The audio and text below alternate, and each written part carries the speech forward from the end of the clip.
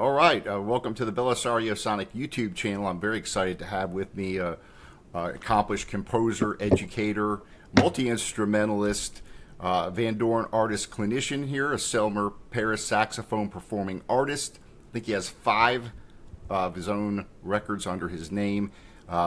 Director of Jazz Studies at the Northeastern State University in Oklahoma, Jordan VanHemert. Welcome. Thank you so much, Matthew. It's so great to be here.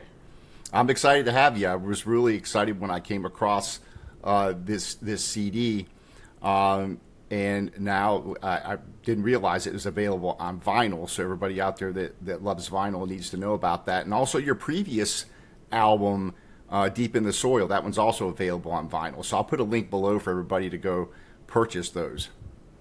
Yeah, those are the first records that I've done on vinyl, and actually, it was my friend Miki Yamanaka who had encouraged me to do that, and I watched her basically sell out on a tour of her vinyl, and she said you should do it, and I was like, okay, that's enough for me. Well, that's awesome. I'm glad you put them out on vinyl. It sounds great on CD, but I'm a big proponent of vinyl records. I think they just have their own unique sound, and yes, and these are definitely the way they're recorded and the way they come across. I think is going to be really awesome on vinyl. So I'll be doing reviews of those here coming up. Very cool. So tell us a little bit about Jordan. You were born in Korea, correct? Correct. Yep. And so when did you move to the U.S.? I was reading on your website you're raised in Michigan. Yeah, I was raised in Michigan. I was adopted to the U.S. As an infant, and it was basically Michigan is well, up until very recently is kind of what I've known, and after that, went and did some school in the Midwest. Basically, I did the kind of what I call the Midwest tour of schools. And fast forward a bunch of years, and now here I am running the jazz program at Northeastern State in Oklahoma. Yeah. So, well, what did you start off playing? What got you interested in music, first of all? Oh yeah, of course. So Yeah. my parents played music around the house all the time. It was ubiquitous. My parents always listened to music, and but how I got into jazz specifically is actually when my grandfather passed away, he left us all of his CDs. And I just went through them one by one, sitting on the floor of my parents' living room and listening and taking in all the sounds. Um, I heard some great stuff. Beethoven, Schulte conducts the Chicago Symphony. Um, but then the one that really stopped me was the Essential Charlie Parker. And that record is why I recorded my last project, Deep in the Soil. It's Deep in the Soil is a tribute to the alto saxophone. It's a tribute to where I started. It's a tribute to, appropriately, my roots. And so that project really harkens back to that time. And so, yeah, that's really what made me interested in jazz. It was like being 6, 7 years old and hearing that sound and having never heard anything like it before, but knowing that that was something that I really, really wanted to be a part of without even knowing what the saxophone was. And that. So when did you first start playing your first instrument? What age did you start playing? 11, like around 10, 11, like most people.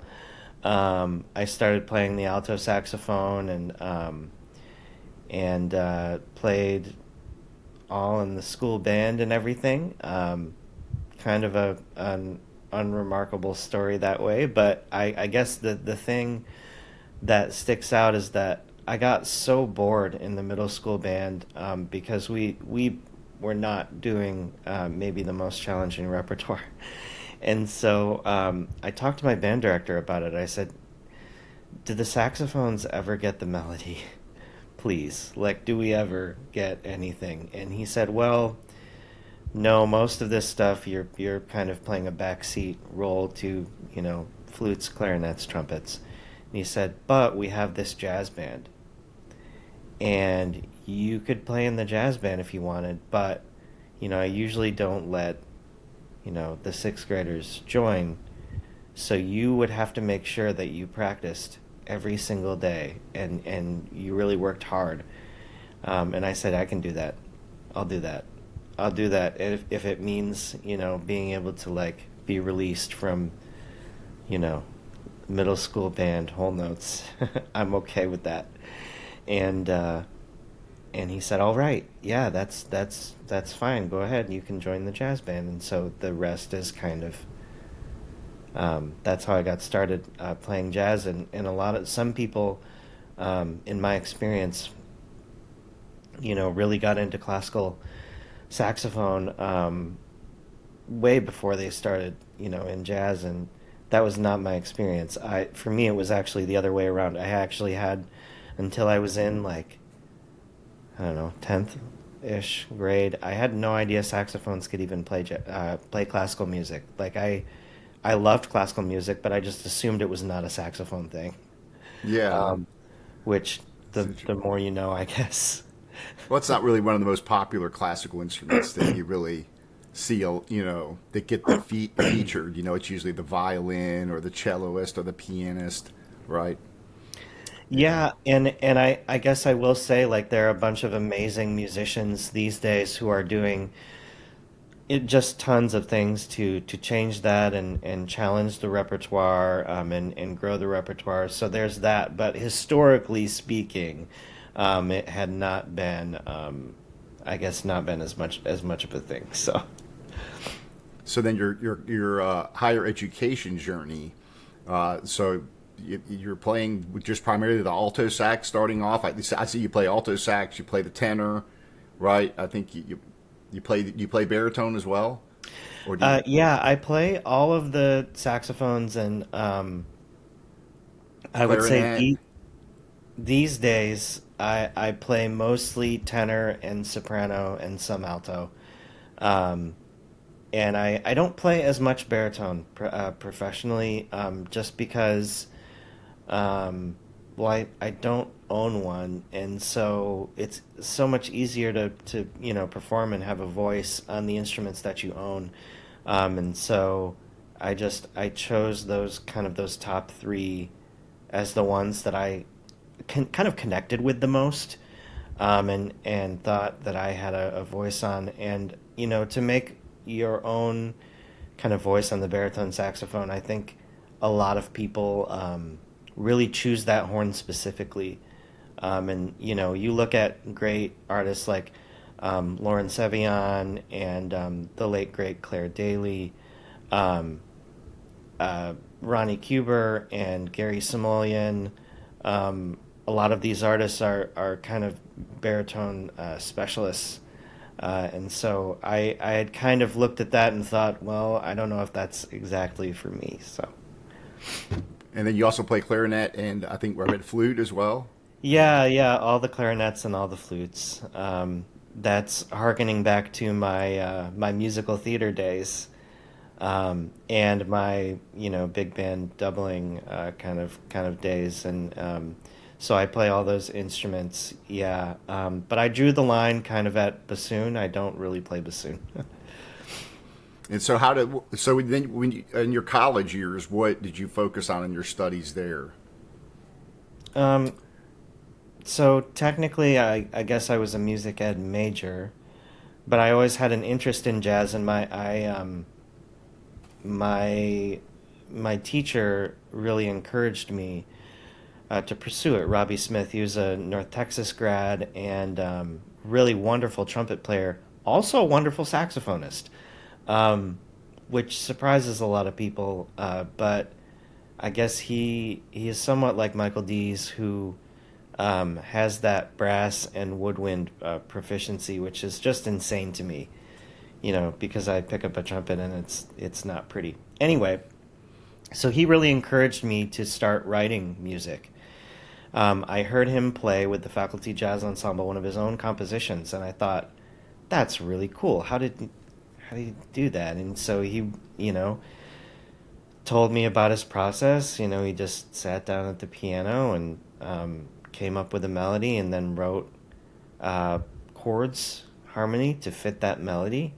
And I was like, huh, I'll give that a try. And so I gave it a try, and I think that's really when I started composing. So um, I've done that for a while, and but yeah, in that first degree, jazz was not really the primary focus of it. It was, I mean, by degree, a classical saxophone kind of major, but I always made room for jazz. I had to because it was what I loved. And so I played in all the big bands and had a small group that did gigs and learned tunes, etc. And that's um, kind of how I got the jazz in on the academic degree side, at And least for then, that first one. yeah, and then getting into recording. So you've got, I think, 5 of your own releases now. How did you start by getting into actually going into the studio, recording your own compositions and standards and things like that? What was your entryway into that? So I used to work at a school called Hope College in Holland, Michigan, and we had a pretty nice studio. And it's still they still have a nice studio. They built it when they built this brand new building, um, and so because they wanted people to be able to record, and to do stuff. So all of the concert hall is wired into this studio, the small recital hall wired into this studio, and there's also like they have a larger instrumental rehearsal room that they use kind of as a live room, and a smaller ISO booth that we used for drums, and then also the main uh, engineer's booth. So really, it was that kind of spurred me on to recording, because I guess previously I had really wanted to wait until I had something to say. I wanted to have something to say through my music. I As much as I love standards, I didn't want to cut a record of entirely standards. I wanted it to be at least some of my compositions, at least for that first one. And so I kind of, waited until I had a couple friends that I was playing gigs with a lot in the area, and I would try out some of these tunes with them, and I just found enough repertoire to record, um, and then COVID hit and completely rocked all of our worlds as musicians. I had the session scheduled prior, and it was just a really dark time. I mean, nobody was playing gigs, nobody was doing anything, and I just felt, I was like, can I even do this? Like, is this a thing that I can even do, and I can even ask these people to do? But it turned out that everybody really wanted to go into the studio, and if we could do it in a way that was safe, people were all about it. And like it was like a balm for our weary non-gigging souls at that point. Um, so my first record, it came out of like I originally, it was just something that I had wanted to do, but it became necessity. It became something that we all really kind of needed, was to get back into the studio and to make music together. Yeah, that was definitely terrible for the music industry. I think for really even music fans, we didn't know what to expect. No one was putting anything out. People were trying to Yeah. figure out a way to do it online. Yes. That was definitely a crazy time. So you were able to get in and record this. When it comes to writing your own songs, I was watching the video when you were talking about the making of this wonderful record here, that you talk about the story or the narrative.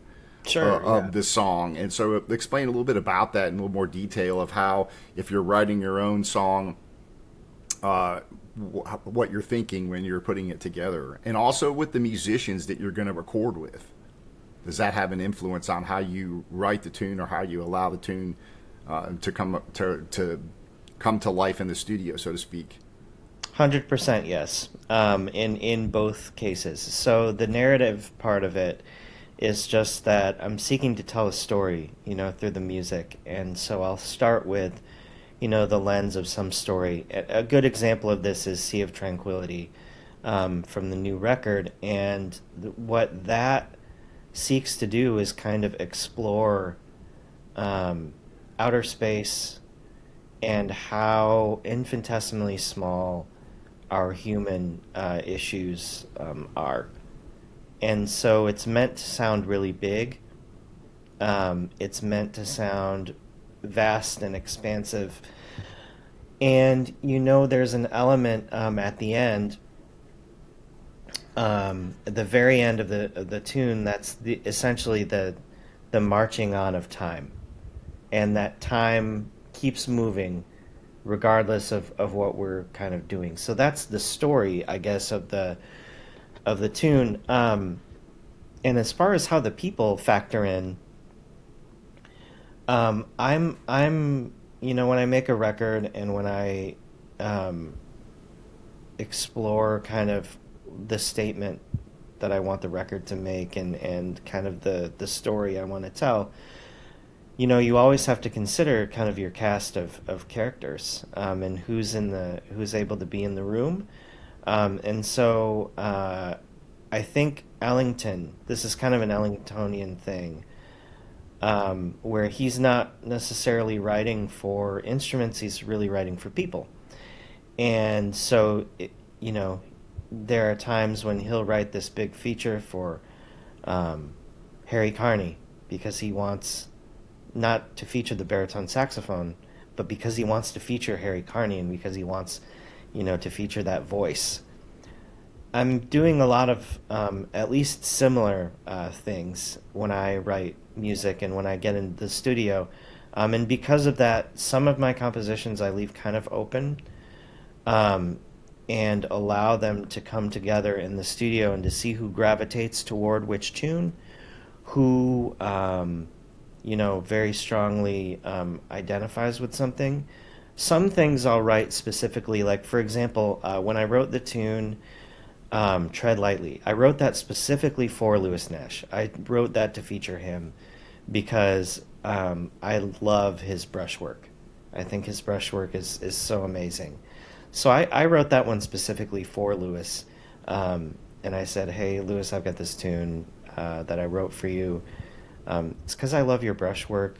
Can you play on it?" And he was gracious enough and threw down what you hear on the record, Yeah. which is kind of an epic, just absolute tour de force of brush playing. So, yeah. So there are tunes like that I'll write, for a specific person. And then when I'm choosing tunes, I always want to highlight people's loves and people's strengths. Rodney Whittaker, a great example, playing Come Sunday, Duke Ellington tune. And I really wanted to get, his perspective on that in the studio. And of course, he's done so much of the great Ellington repertoire through his time with the Jazz at Lincoln Center Orchestra, and et cetera, and his own Ellington record, All Too Soon. So it really is kind of a mix of how those things come together, but that's kind of where it starts. Yeah, let's talk a little bit about, before we get into this record specifically, because you have the same lineup on this record as well as the one before it, and incredible players. Tell us about how you got involved playing with all of these guys, because of course Terrell Stafford on trumpet, Michael Deese, who helped produce this album, Helen Sung on piano, who I was not that familiar with. I was so impressed with her playing on this. Wonderful player, of course, Rodney Whitaker on a lot of different records, and the great Lewis Nash. So, how did you meet these musicians and get them on both of your records here? That are Yeah, for sure. Well, first of all, Helen Sung, if you haven't heard her record Quartet Plus, it's an amazing project. Check that one out because that is it's a real interest. It's a double quartet, so it's the Harlem String Quartet and then her quartet with John Ellis. Um, just incredible recording. So just a really yeah, quick I have plug to for Helen. yeah, Yeah. Um, definitely check that out. yeah, these.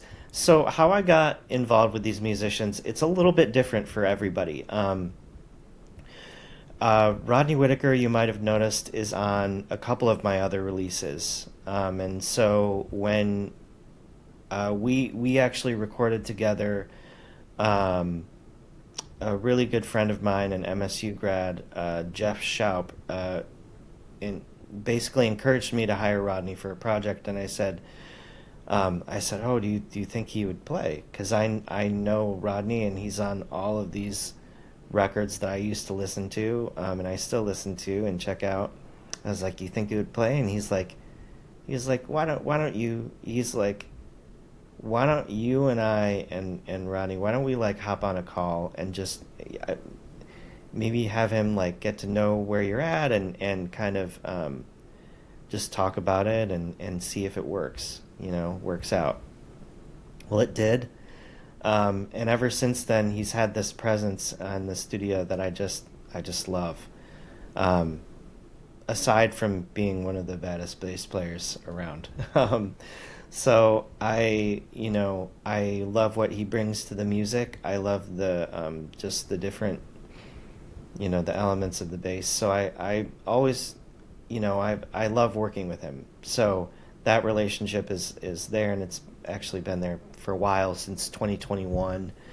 Um, uh, and I guess so that's how Rodney got there.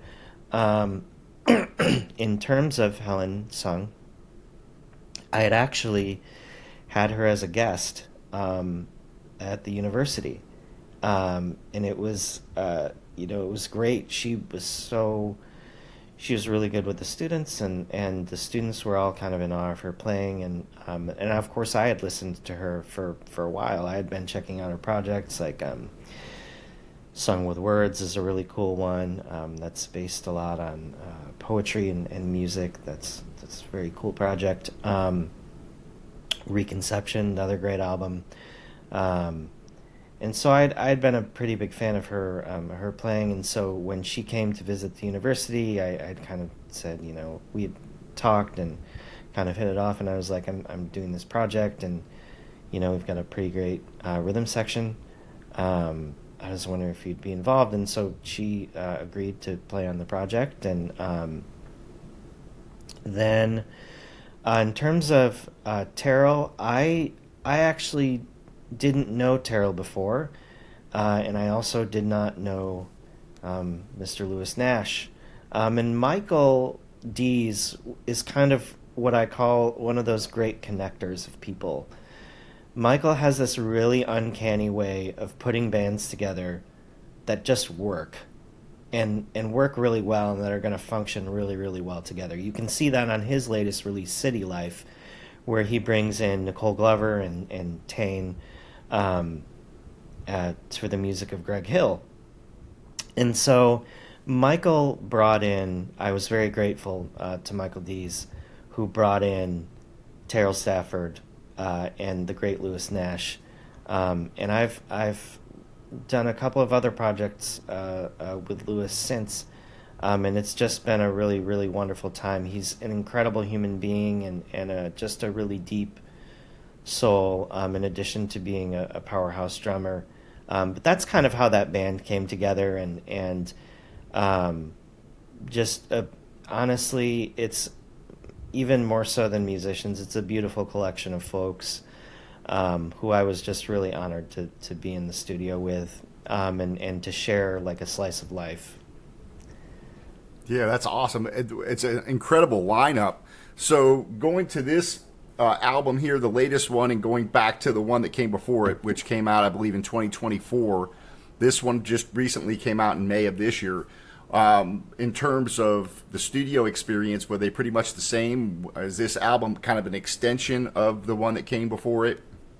Yeah, yeah, it's pretty much the kind of the same kind of studio, recorded in the same place, and yeah, it is kind of an extension of that. You have a bunch of music, and I guess thematically they're a little bit different. Deep in the Soil is about plugging into that tradition and about me going back to my roots of the alto saxophone. Survival of the Fittest is really about overcoming adversity. And so I guess in that way, thematically, they're a little bit different, but, keeping the musicians the same. Wanted to have it basically be like um,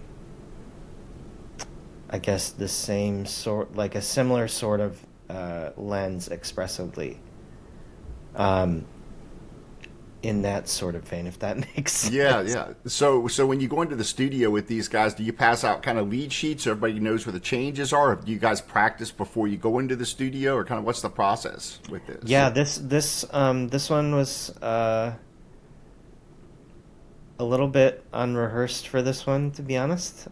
It we didn't really rehearse. I did pass out lead sheets for sure. Like I passed out the music, and everybody was reading and kind of exploring the tune. And that's kind of how it came together. It was not really rehearsed. Sometimes I do like to rehearse a band and have things like really clean. But for this one, and these few records, I was like, some of the tunes obviously they'll know, and Moe's Blues, that was all like one take. That was it was a blues, and so we had kind of come up with that form spur of the moment and said, hey, why don't we start with Ronnie bass solo? And we talked down the form, and then we played it, and away we went. And that was all. That I mean, that first take was like, all right, cool. I think that's the one.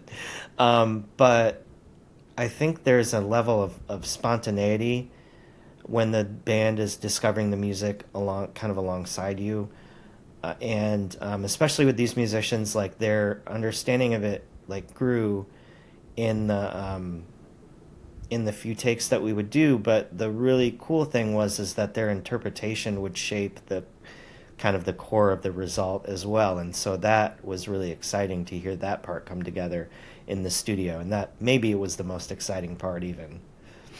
Yeah, that's what makes I think jazz so special, is that improvisational level and the conversation that you guys have among each other. That spontaneity, which you can definitely hear on this album.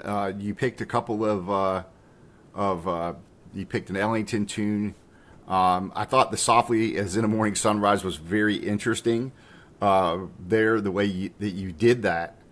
How did you come up with that arrangement for that tune, Softly as in a Morning Sunrise? Because that's a very unique interpretation and wonderful. Thank you so Yeah. much for saying that. That was for this tune, I had talked to Lewis prior about being really inspired by his record Duologues with Steve Wilson, who is another one of my saxophone heroes. So I had said, can we do something kind of like that? It would be really cool to do something like that with you. And he was very gracious and said, oh yeah, that sounds like a lot of fun. And so I said, well, can we do Softly as in a Morning Sunrise? And he said, of course. And he said, where do you want to put it? And I was like, well, on this record, we kind of have some stuff that's, a little bit medium tempo, and we have some stuff that's, let's make this kind of a more up moment. And then we did kind of one take, and it was good. And then I kind of, from doing that take, I got the idea for the arrangement that we would do. And then the second take that we did, that was the actual arrangement that you hear in the record. So it was kind of I wish I could tell you it was this thing that I preconceived and that I've written down and everything. We went into the booth with no music, no nothing, and I just that particular arrangement is something I just played, and it came from that first take, really. Yeah, it's wonderful. How do you feel? You know, I talked to a lot of different musicians here, and as far as playing standards, I think sometimes there may be some hesitation, especially from younger musicians wanting to cover a standard. Maybe, what do I have to say about it that's unique, or it's been done so many times. You always hear that. Oh, that song's been done so many times. Why try to play it again in a different way? Talk a little bit about that and what your thoughts are on playing standards and putting your own stamp, so to speak, on them. Yeah, well, I'm under no illusions that there's anything new under the sun that I could do to a standard. I think about a standard as being part of our universal jazz language. You have all these songs like "Along Came Betty," "Speedball" by the great Lee Morgan, and then these songs from the Great American Songbook, "Softly as in the Morning Sunrise" among them. And I think they're a really great vehicle because everywhere you go, everybody's going to know them. Around the world, people know jazz standards, that are acquainted with the art form. And so I think that's a really special, unique thing. It's part of our repertoire and part of our language as jazz musicians. So when it comes to recording standards, I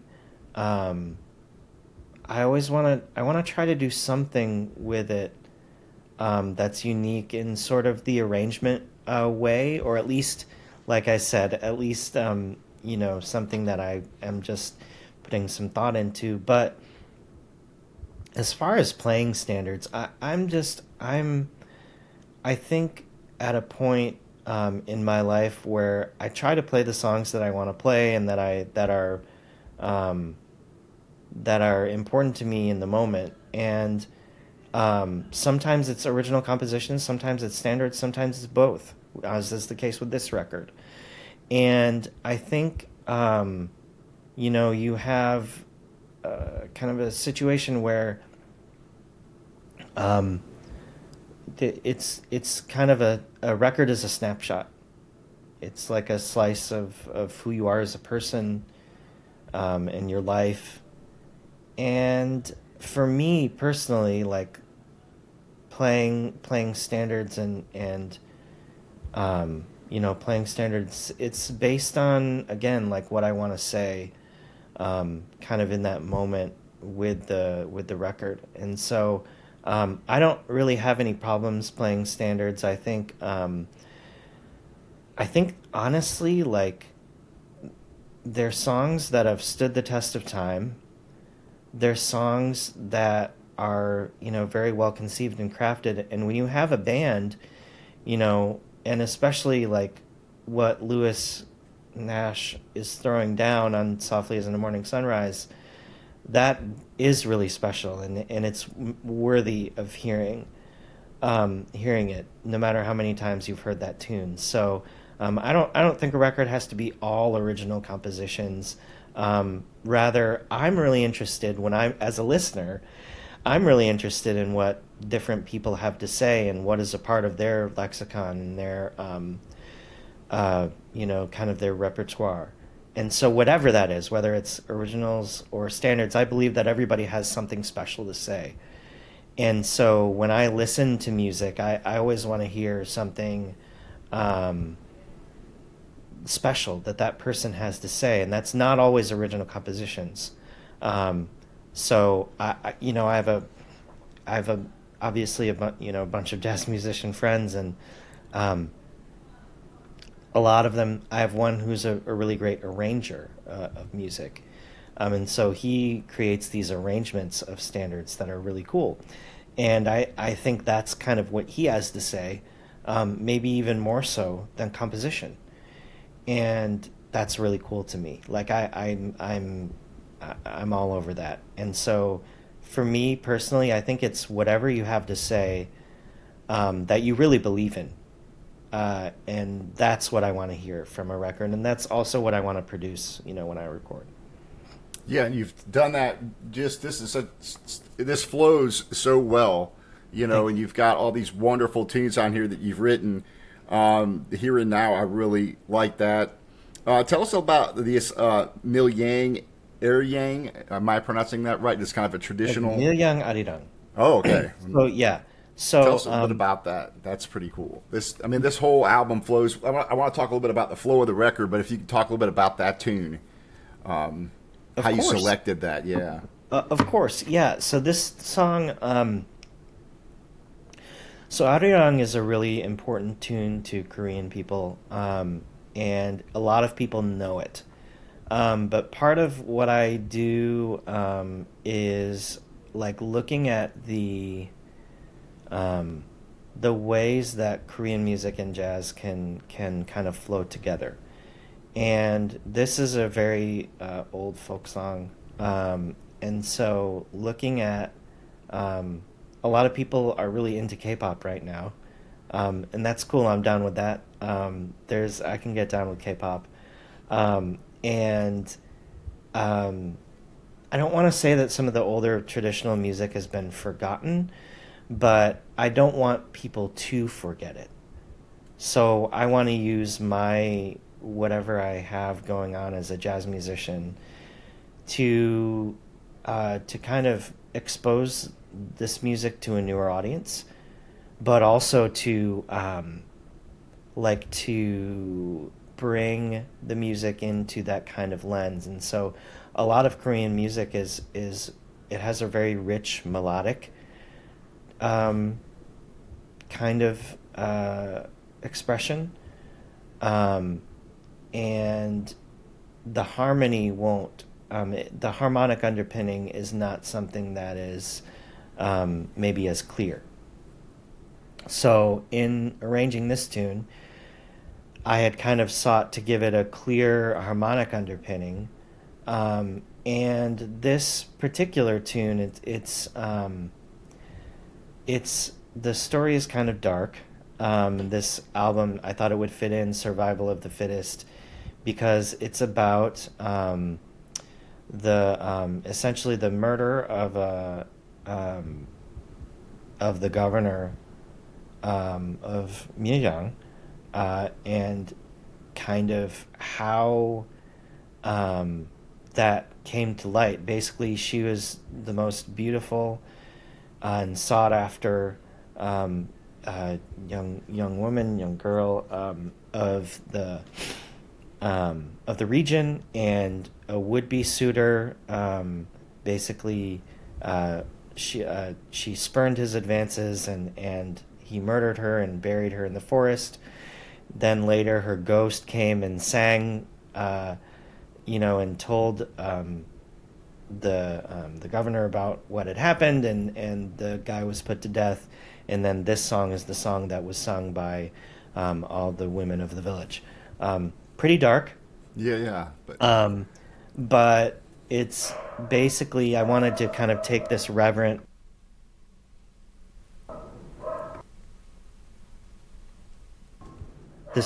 approach to it. Sorry, my dogs. oh, that's okay. Um, It was yeah, barely this here. kind of reverent approach to it, which is why you hear the part in the beginning that's and the part at the end that are really very somber, and you hear Helen just completely, in this beautiful, piano intro that touches at your Mm. heartstrings.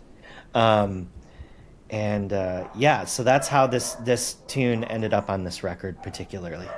Yeah, I did want to ask you a little bit about jazz education since you're involved in that. And in talking to a lot of musicians, they talk about how jazz education is at maybe at the highest level ever, as far as maybe the level of education that people are getting in the university, but also that there's something that has to be experienced outside the university in order to learn the jazz language. Perhaps jazz jam sessions, playing with other musicians.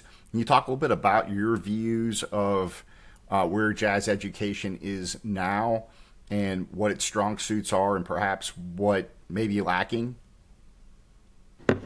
For sure, yeah. I think well, there has never been a we've never been able to access information. Give me a second here. Sure. So we've never been able to access information like we have um, at this current moment. There's more information. There's more readily with YouTube and everything. I'm gonna sound like a million years old. With Yeah. YouTube and everything, there like the music has never been more, and recordings they've never been more accessible. And that's really cool because to be able to like have students at the touch of a fingertips, with their cell phones, they can go get, all of the stuff that really all those recordings is at the it's quite literally instantaneous. Um, so that's really cool, and I love that. Um, Jazz education really is at kind of a height, and I think there's a lot that stands to be um, that is there's a lot of pluses is what I'm trying to say. There are a lot of pluses to that, and there are great programs all around the country. Internationally, we have jazz education going on that's just really incredible. Um, and yet, I do agree that there is a lot that can't be learned in the classroom or in the practice room. In jazz, you have to play with people. You got to play with people. You can't just play with a backing track, the ubiquitous, iReal Pro backing tracks. You can't just play with those. You got to learn how to react and be in the moment with people. So that's, you know, so I think when programs will kind of, you know, make opportunities for that, that's always really good. Informal jam sessions, always very good. Um, so all of those things are really important. The other thing that's really missing from a lot of programs is that um, kind of this idea of informal mentorship and this whole mentorship kind of thing from the people who really created the art form and kind of um, I'll give you an example of this. Like, for example, a lot of people referred to Art Blakey and the Jazz Messengers as a collegiate education in jazz. Right. And like playing with that group as an education in jazz. Well, that group does not really exist anymore. So then what do we do? Where do we get this, where do we get this kind of firsthand experience? And a lot of people would cut their teeth playing in these touring big bands. Well, those don't really exist very much anymore. Not in the way that they used to. Like, the Woody Herman band, for example, where one of my teachers, a couple of my teachers played, or some of them played with, Maynard Ferguson's band or Arturo Sandoval's band, Dizzy's band, the Thad Jones Maluas Orchestra, my teacher Ron Bridgewater. Um, yeah, you don't really have as many of those opportunities. So what do you do? Um, and so it's about getting opportunities for my students to be in front of those people, um, and to be in front of those folks and learn from them directly. And then also putting myself in situations where I'm learning from people like Lewis Nash and Rodney Whitaker, and I'm bringing that into the classroom. So I won't say I have everything figured out because I don't, not even close. But I think, yeah, there are some really strong points. I think the level of playing, in terms of the understanding of theory and the understanding of the instruments, I mean, it's so high. The level of virtuosity is so high. Um, and that's really cool to see. Simultaneously, um, I really, I really, I think I'm at a point in my life and in my career where I really want to hear more folks tell stories, and where I want to hear more storytellers do the playing. Like when you listen to a great Sonny Rollins solo or a great John Coltrane solo, you hear them really telling, a story. And I'm not saying that all jazz education is like this, but sometimes in jazz education we get a bad rap for, producing people who are at a very high level of technical virtuosity, but then don't really necessarily have much to say. That's a stereotype. It's not always true. But for me as a teacher, I really try to shoot for what I had kind of just mentioned a few minutes ago. So I think, the critics of jazz education, there's validity in what they're saying. Um, at the same time, I do think, I see a duty to teach and to kind of take part in the kind of the proliferation of this art form. And so I think it's a double-edged sword. Is kind of my summation of the situation of jazz education. Yeah, the as far as the before we go, can you talk a little bit about some of your what you think were important albums? You mentioned the Charlie Parker, but as far as a saxophone player, not necessarily doesn't have to be a saxophone album, but what are the albums that really caught your attention that you really dove into that really shaped your sound as a saxophone player or helped shape your sound? Absolutely. I'm going to start with the piano album, Oscar Peterson Trio, We Get Requests. That really shaped how I feel time and rhythm. Um, Sunny Side Up by Sonny Rollins, Sonny Stitt, and Dizzy Gillespie, Great one. with that incredible rhythm section, Charlie Persip and others. Um, that recording of Sunny Side of the Street, I still know everybody's solos.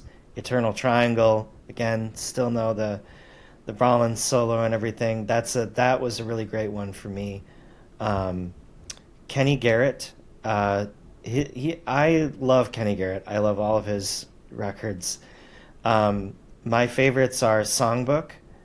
All the tunes on that are just incredibly killing. And then also his album Pursuance, the music of John Coltrane, was a really big one for me. Coltrane's sound, great record. His recording of Body and Soul, of course, but Liberia, Central Park West, just so much incredible playing. The Cannonball Adderley Quintet live in Chicago, that's a huge one for me. I played that over and over and over again. And I just got that one on vinyl. I got the Alto audiophile edition. So I've been really enjoying rediscovering that one again, and Canon just completely, and Train as well. But wow, what a recording! Dexter Gordon is a pretty big influence on me, and so I love his record. I believe it's called I Was Doing All Right. I also love Go. And a few others. Dexter, can never get enough Dexter. And then Saxophone Colossus was a really big one for me. As middle of the strike zone down the middle as that is, I love that. Really got me into Sonny Rollins' playing. I love Sonny, and yeah, it's just an incredible record.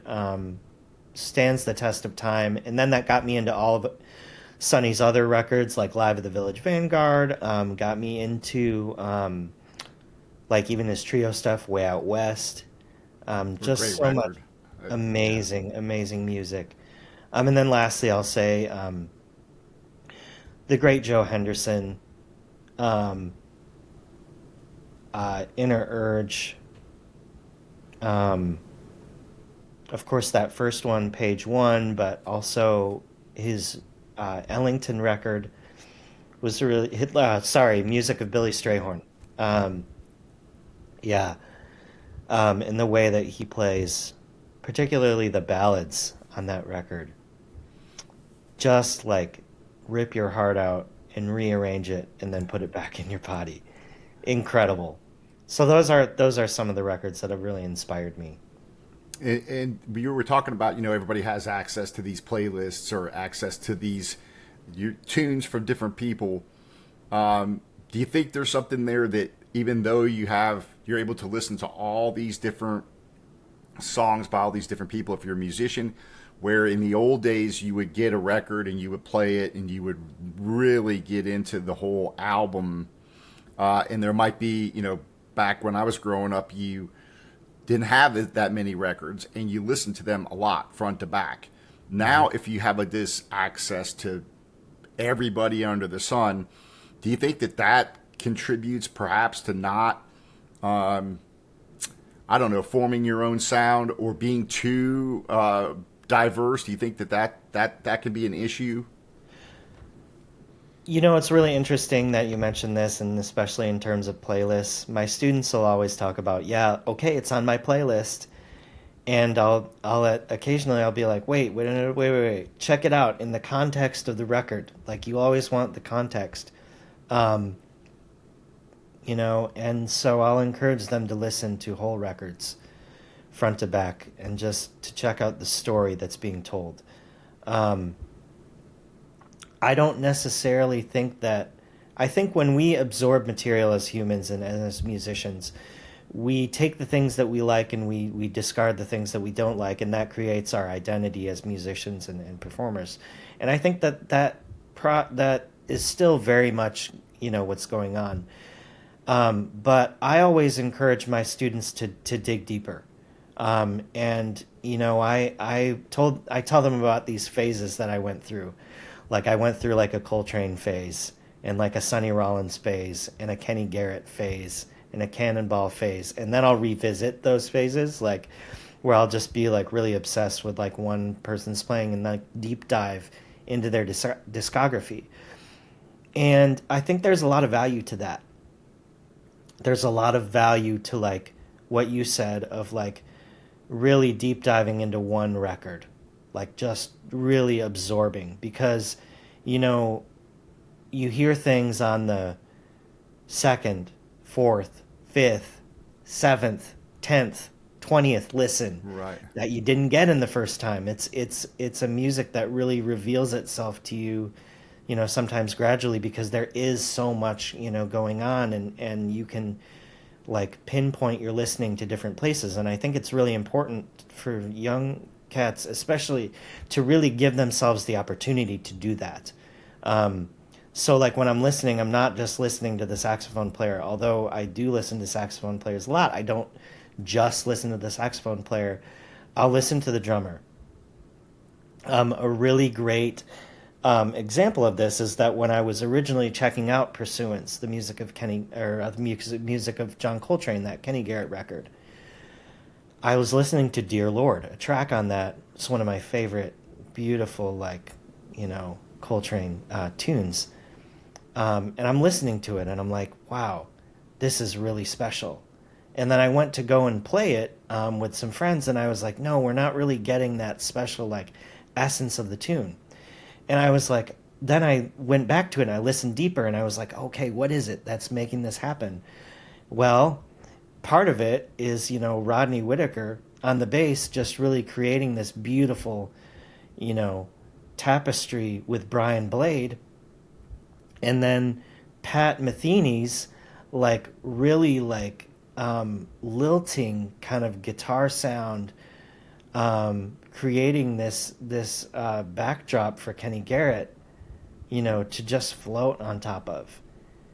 But I didn't get that from just listening to the saxophone sound. I got it from really going back and checking out exactly what the rhythm section was doing, and really transcribing what the rhythm section was doing.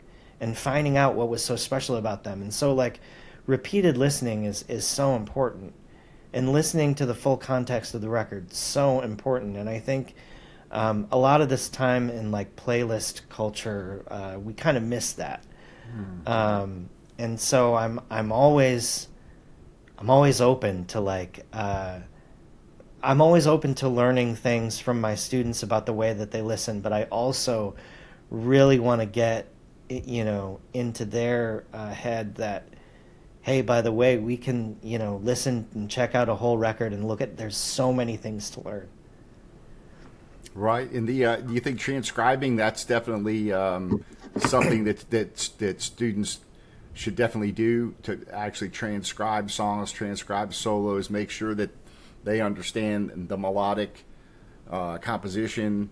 I was watching I don't know if you've ever seen that. There's like a mini documentary of Bill Evans. It's on YouTube, and Steve Allen hosts it, and his brother talks to him about it. And when he's playing these melodies, he's like, you really have to understand what the story is being said, the melody exactly being played, and not just approximating everything. He really emphasized that on this, which I found very interesting, because he's talking about, well, if you just approximate everything, you're not really saying, you're not really diving into the song.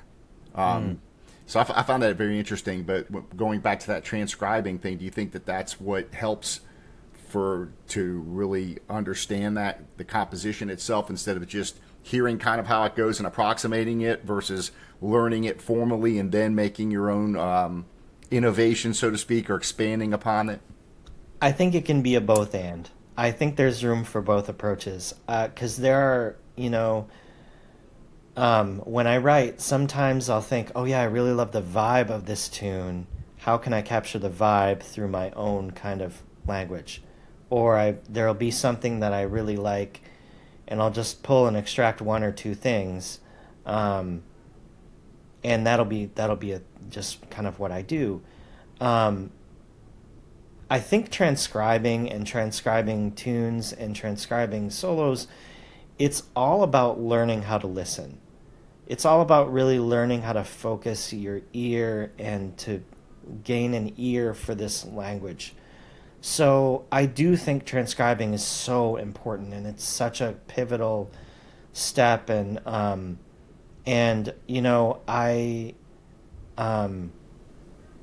I still transcribe. There are some people who are like, oh yeah, I kind of gave up transcribing. It's like, oh no, I still transcribe. I still, really like listen to the stuff that I really like, and either learn it on saxophone or piano and write it down.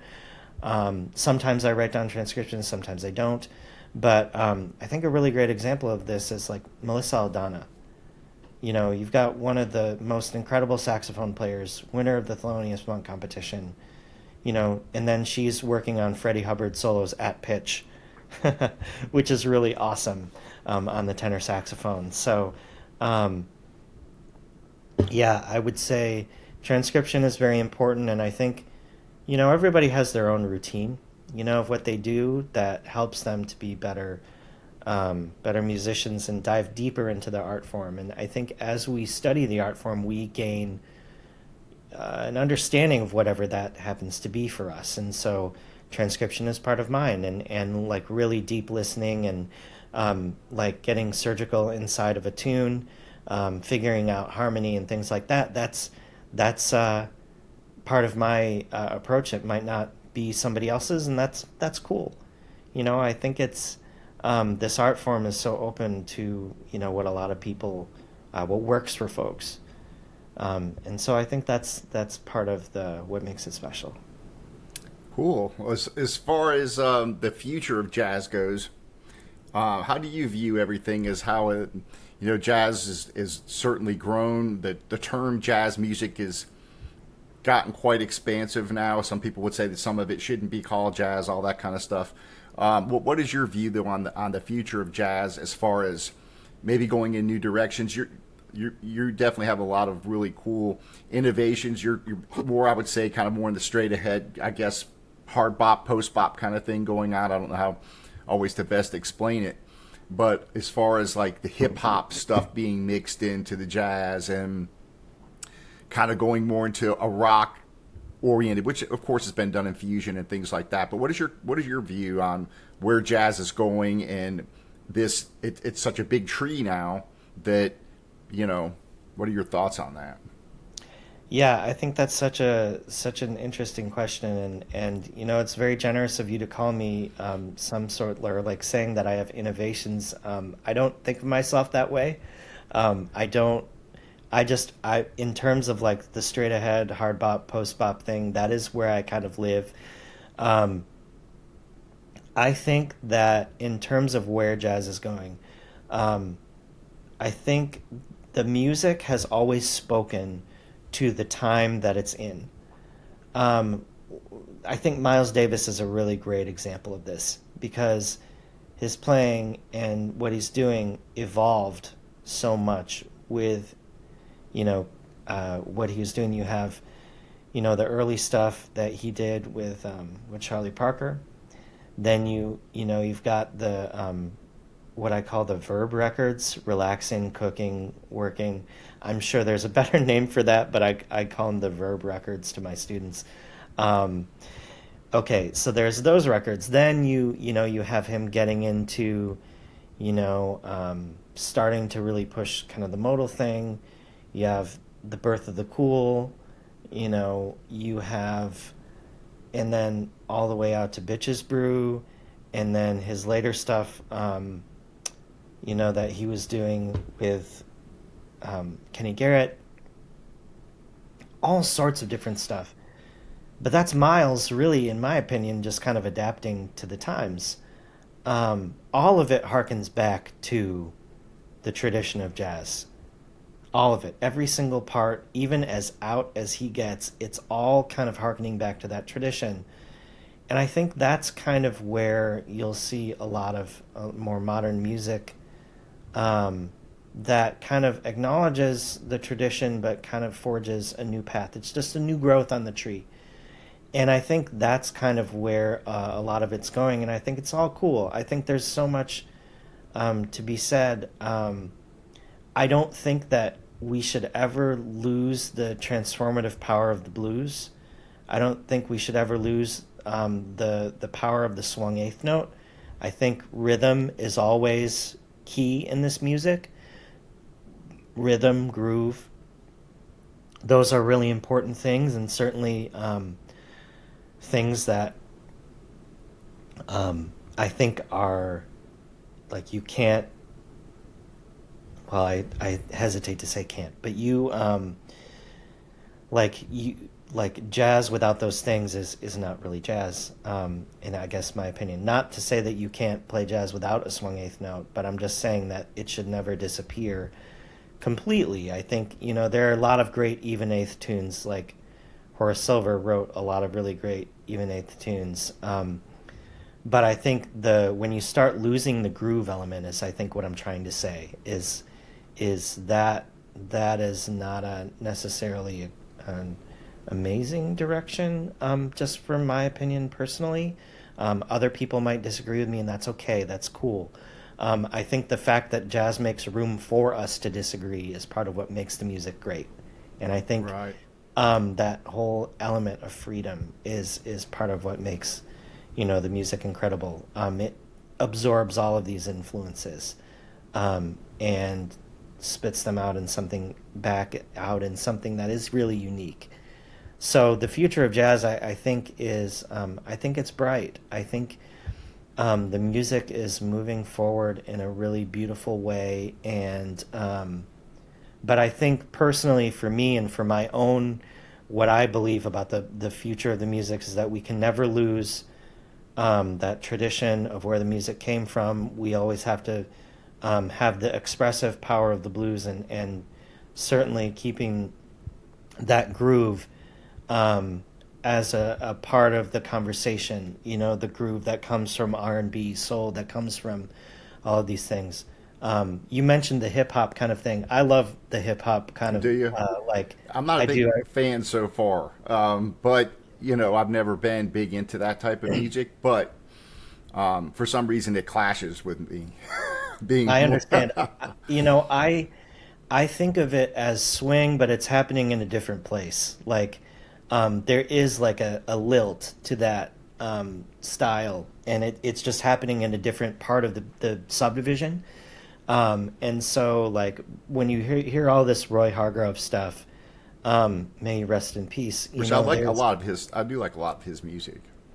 yeah, that RH Factor album is all like to me coming out of this R&B hip hop kind of soul thing. Um, I yeah, I can really get into that. But also like maybe it's a thing where um, I mean, growing up kind of like in the 90s and early aughts, like there was like a kind of almost like a golden age of hip hop at that time happening. So, and I was surrounded by a lot of that. So that could be it too. And I think it's okay. Like not everybody has to like everything. Right. Yeah. You know, there are people who really like Ornette. There are people who really don't like Ornette, and that's Right. okay. That's cool. Yeah. Well, I keep saying before we go because I warned you I could I could talk to you for, No, it's good, but man. It's all good. It's all good. um, I wanted to get your take on as far as jazz music makes up such a small amount of what's purchased. It's like Sure. under 4%, which is Sure. really sad. And even more, I think, unfortunately, is that musicians like yourself that are putting out new releases, it's even a much smaller percentage being sold as Sure. far as records go. You got all the Blue Note reissues, which we all love, all those classic reissues and love listening to those. But what's your view on the actual marketability, so to speak, of jazz music? You don't hear it on the radio. You don't hear it a whole lot from large record companies. They don't push it. Thank God for all these small record labels that are keeping it alive. But what is your view on going through the work, the money to put out a wonderful album like this, and unfortunately, a lot of people aren't going to hear it. So, give me your thought on that. What you think about that? How jazz is today in the marketplace and the challenges of that. I think another word for marketing is finding your listeners and finding your audience. And I always try yeah, what you've mentioned is a little depressing, but what I always try to keep my eye on is the people who are listening to my music and the people who are checking it out. I want to really prioritize them. I also I want to prioritize people who are getting my music out to new listeners. So some of those folks, like jazz radio stations, the people who are really putting it out there. A couple of places. There's this great station out in Denver called Kuvo, who do a lot of really great work. Kansas Public Radio is really incredible. Bob McWilliams. And then a lot of these independent kind of DJs with online like web shows are just doing a lot of really great work and getting the music out to people. I always think like we have to look for folks who are helping us to really to gain help us gain audiences and bring the music to new people. Really great example, your show, Matthew. You brought my music. I was looking at the comments. You brought my music to some new folks. And I think every new listener matters. Like every single new listener matters because when you're an independent artist and you're looking for people to get into your music, every single person counts. So I try not to think necessarily about the darkness of jazz marketing and jazz radio marketing and records, and because while that is all true, I've found much more. I guess I've found a lot more benefit in looking at who is listening to it, and then also just making connections between people the connections that you make when touring. I've tried to hold on to those things because that's the real person to person connection where, and then those people will then, they'll buy records and merch and other things like that. Um, but for the most part, yeah, I really think for independent artists such as myself, it's really those person to person connections that help us and are the most effective in marketing our music. Yeah, I think jazz really is thrives from a grassroots type of thing. I think because sometimes 100.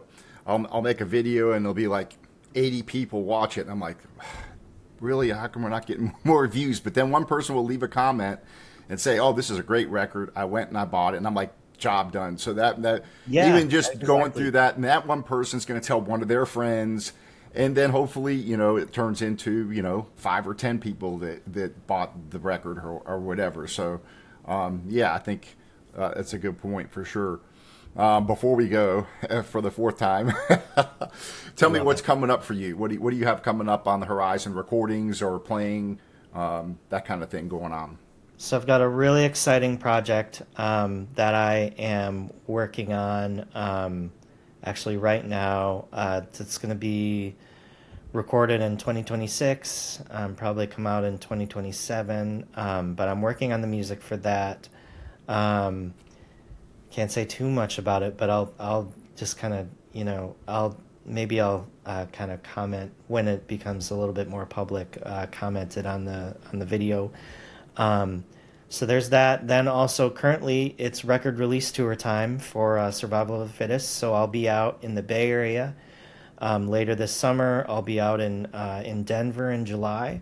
I'll be going out in a couple of different places. South Carolina. I was just out in New York, doing some touring and stuff with the record. I will be out in Chicago in early 2026, doing some stuff in my home state of Michigan in early 2026. So just really looking forward to getting this record out there and getting the music out there and making music with a bunch of wonderful folks. And just trying to, again, just make those personal connections in order to just tell the story of this record. Nice. And will you be trying to get down into the South in my area at all? Atlanta, Nashville, anywhere in that Yeah, area? I'll be in Nashville. I'll be in Nashville at the Nashville Jazz Workshop that at some point in 2026. Yeah, and hopefully Memphis as well, and some places in South Carolina as well, and there's a university I think in Georgia that is going to bring me out. That I think maybe it's Middle Georgia State, and so looking at some of those as well. So yeah, getting into some of the deep South. I'm trying to hit all of the regions. Pacific Northwest. I'll be out there in Seattle and Oregon. So just again, like trying to hit different regions of the country and meet people and just share the story of the record. I'd like to see you be able to get down to Birmingham. Rodney's been down here a couple of times to the Alabama Jazz Hall of Fame here in Yeah, yeah, yeah, Birmingham. yeah. And he's been down here a couple of times. I had the opportunity to meet him a couple of times. Wonderful guy. But that might be another opportunity. Perhaps you can be able to come down from some kind of education because they're really big on that here, Oh, and very they do cool. have Very connections cool. with Rodney and the Lincoln Center and that kind of stuff. So Oh, love that. Absolutely love it. awesome. Well, I appreciate you taking the time. I know I've talked your ear off, but I really Hey, appreciate you coming on and talking. absolute pleasure. I love conversations like these, and honestly, anybody who's interested in my music and interested in, talking about, kind of the bigger challenges in the art form these days, I'm always open for a conversation, and I thank you for your time and your interest in my music and in the record. Well, awesome. Well, thank you so much. We'll talk again for sure, especially when your other project is getting closer. And Yeah, definitely have to have you back on any time too. So awesome. yeah. All right. Well, take care. Well, You too. Thanks so much.